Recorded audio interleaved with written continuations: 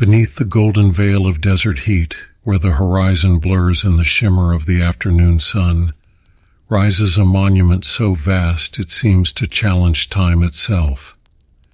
The Great Pyramid of Giza stands not merely as a pile of stone, but as an enigma carved into the earth, its smooth, weathered faces catching the last embers of daylight.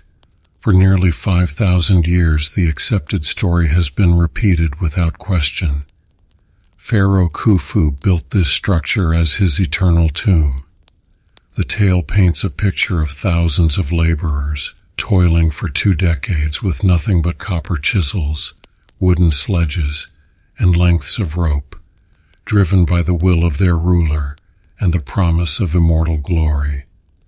But if you linger here after sunset, when the tourists are gone and the desert wind moves like a whisper through the sand, you might feel it.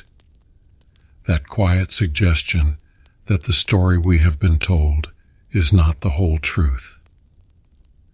In the deepening shadows, the pyramid's vast silhouette seems less like a tomb and more like a sentinel, guarding something older, something hidden. At the center of this guarded history is a single man, Dr. Zahi Hawass, Egypt's most recognizable archaeologist.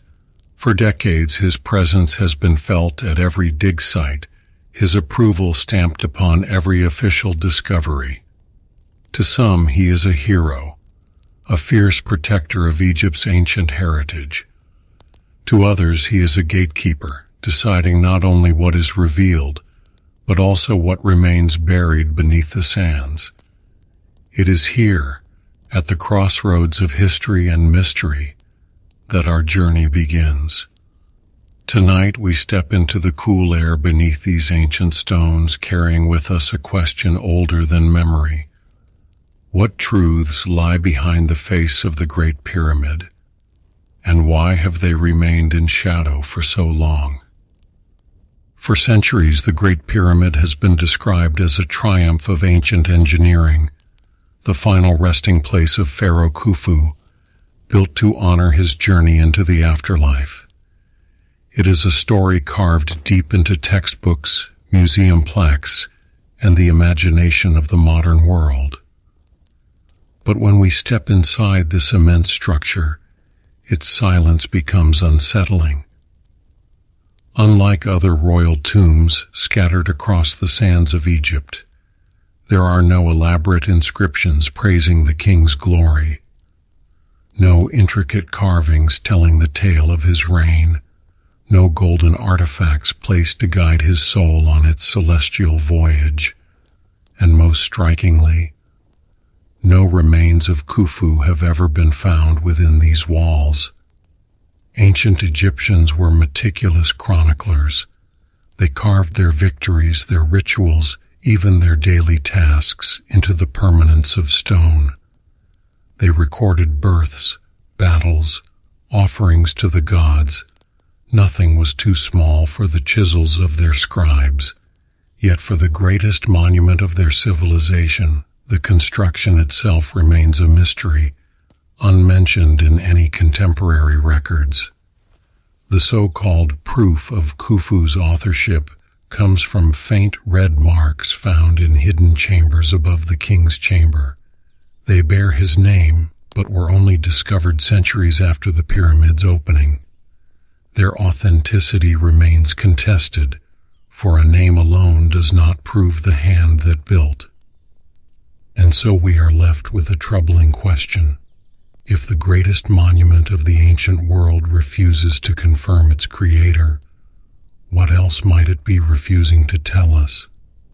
Could it be that the truth was never meant to be inscribed, but instead locked within the stone itself? When you look at the Great Pyramid not as a tomb, but as an object of precision, the familiar narrative begins to unravel. Its base covers more than 13 acres, each side aligned almost perfectly to the cardinal points, north, south, east, and west, with a margin of error so small it would challenge even modern surveyors. The stones at its foundation are set so tightly that a blade cannot fit between them, despite their weight often exceeding 2 tons. If the sole purpose was to enter a king, why demand such absolute perfection? Ancient Egypt built hundreds of tombs, many far more elaborate in decoration, yet none required such astronomical precision. The pyramid's proportions mirror complex mathematical constants, pi, the golden ratio, and even the curvature of the earth itself. These are not the concerns of mortuary architecture alone. They suggest a greater, perhaps cosmic, intention. Some researchers propose it functioned as a massive energy device, a monument designed to interact with the forces of the earth and sky. Others believe it to be a library of stone, encoding knowledge too important to be lost to time. And then there are those who see it as a beacon, its original casing stones gleaming white in the sun, perhaps even visible from space. Whatever its true purpose, it is clear the builders labored not just for death, but for something beyond, a message written in geometry, awaiting the moment when we might finally learn to read it. If the Great Pyramid is truly more than a tomb, then those who control its story hold immense power, the power to define humanity's past. And in modern times, no one has exercised this influence more than Dr. Zahi Hawass, Egypt's most famous and controversial archaeologist. For decades, Hawass has been the face of Egyptian antiquities, appearing in documentaries, guiding world leaders through ancient sites, and announcing major discoveries with dramatic flair. His charisma and passion for Egypt's heritage are undeniable, yet behind the public image lies a far more complex figure, one who has the authority to decide who may dig, what may be studied, and which findings may be shared with the world. Many independent researchers claim they have been denied access to crucial sites or had their projects abruptly shut down when their work hinted at conclusions outside the accepted timeline. Critics argue that Hawass's strict control acts as a kind of intellectual gatekeeping, ensuring that only narratives aligning with traditional Egyptology are permitted. In interviews, Hawass insists he is protecting Egypt's treasures from sensationalism and pseudoscience.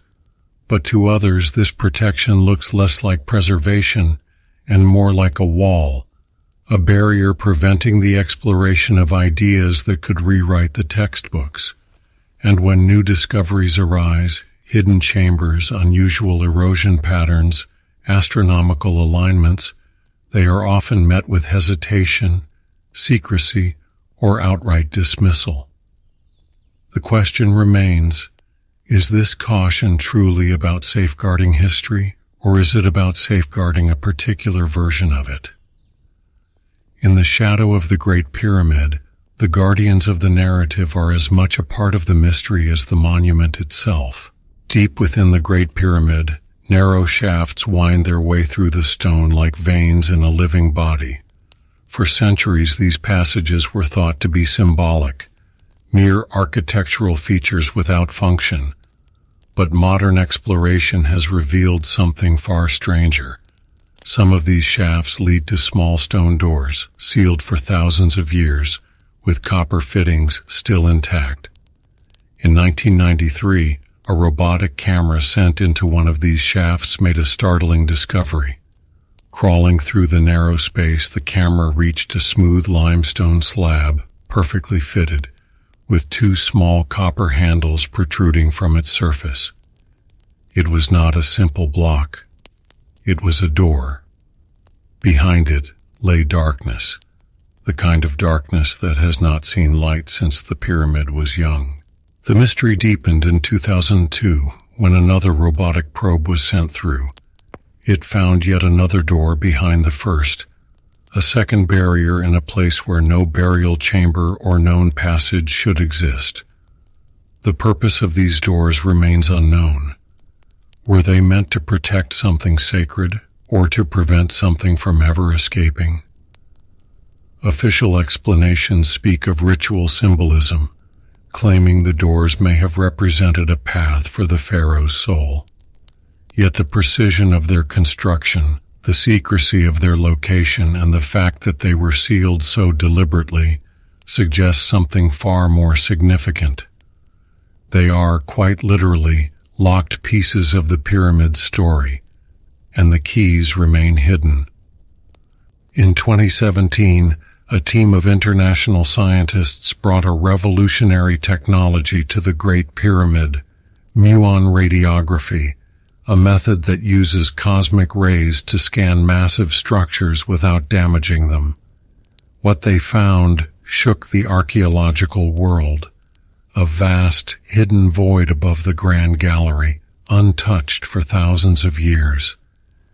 This was no minor cavity or structural gap. The chamber was as large as the Grand Gallery itself, stretching silently within the heart of the pyramid.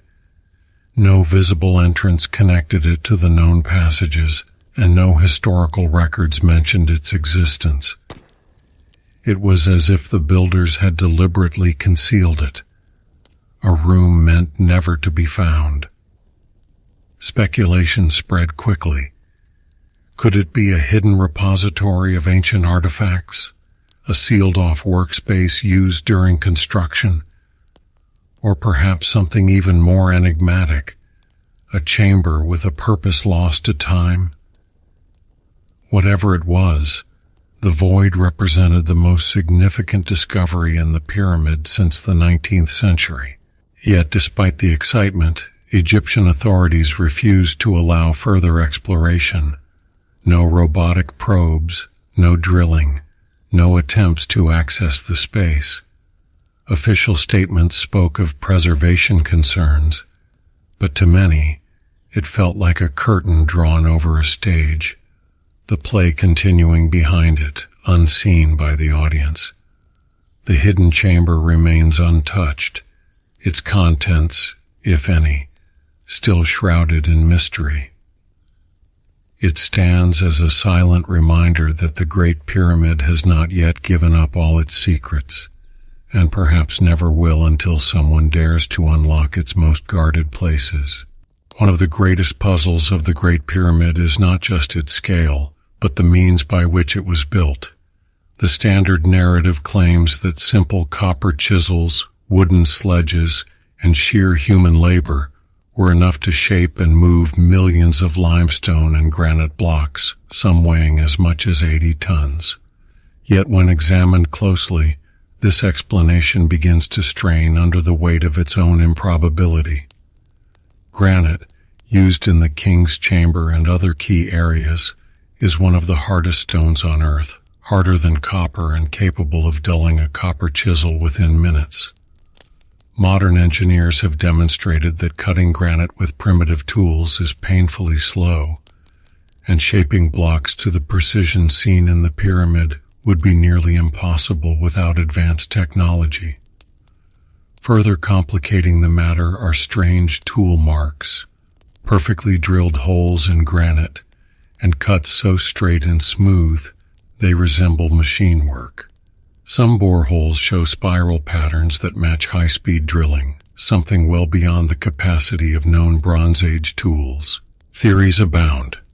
Some suggest lost techniques involving abrasives and water. Others imagine complex wooden machinery or ingenious use of counterweights.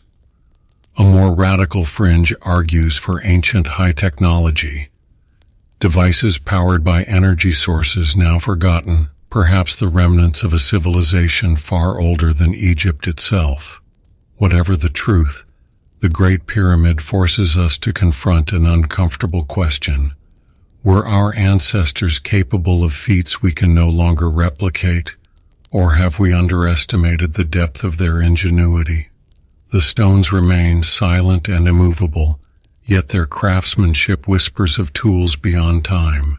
The Great Pyramid is not just anchored to the earth, it is aligned with the heavens. Each side faces a cardinal direction with uncanny accuracy, and its placement appears to mirror constellations that held deep meaning for the ancient Egyptians.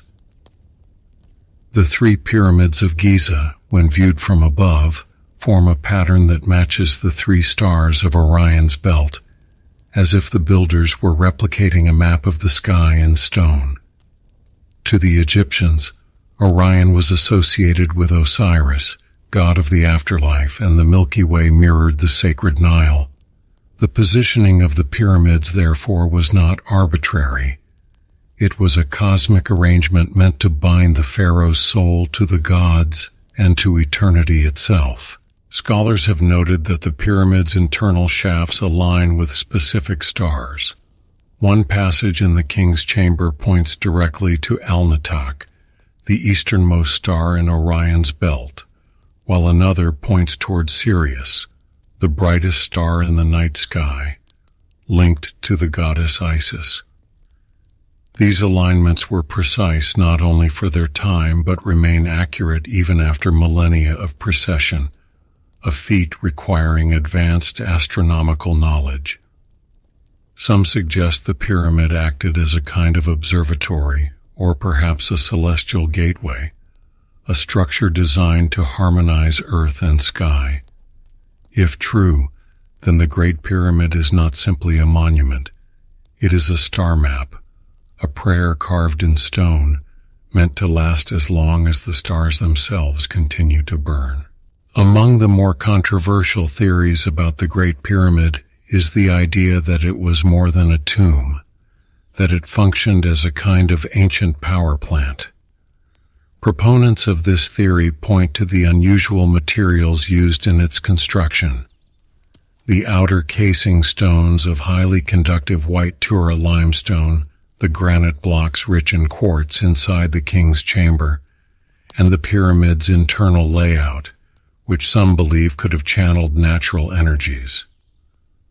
Quartz, when subjected to pressure or vibration, produces an electric charge, a phenomenon known as piezoelectricity. Some theorists argue that the immense weight of the pyramid pressing down on its granite core, combined with the natural seismic vibrations of the earth, could have generated energy. The narrow shafts, the grand gallery's sloping passage, and the subterranean chamber may have served as resonators, amplifying these forces. There are also claims that underground water channels once flowed beneath the plateau. Moving water generates electromagnetic fields, and in theory, this could have interacted with the pyramid's stone composition to produce a subtle, continuous current. If true, the structure may have been designed not only for the pharaoh's journey into the afterlife, but also to harness the planet itself as a source of power.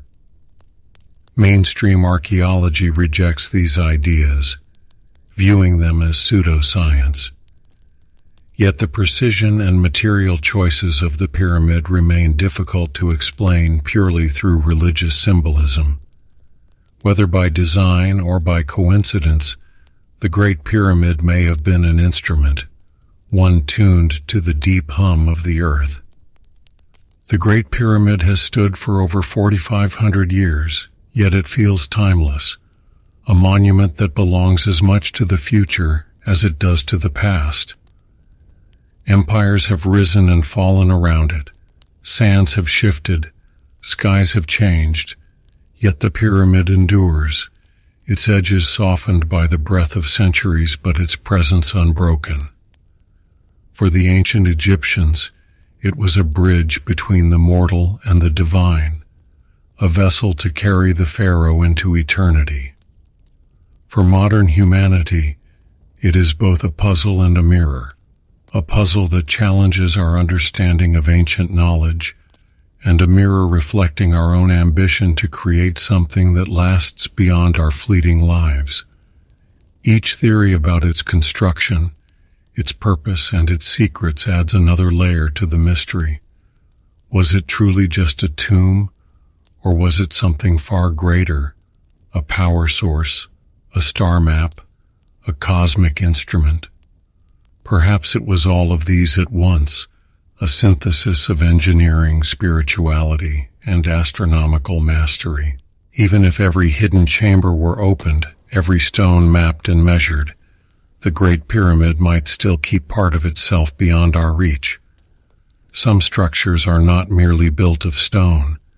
They are built of silence, of intention, of dreams meant to outlive their makers. And so it stands in the burning daylight and under the cool silver of the moon, waiting for those who will come after us. It will watch new civilizations rise, and perhaps, when our own is dust, it will still cast its shadow on the desert floor, holding within it the echo of a time when humans touched the stars.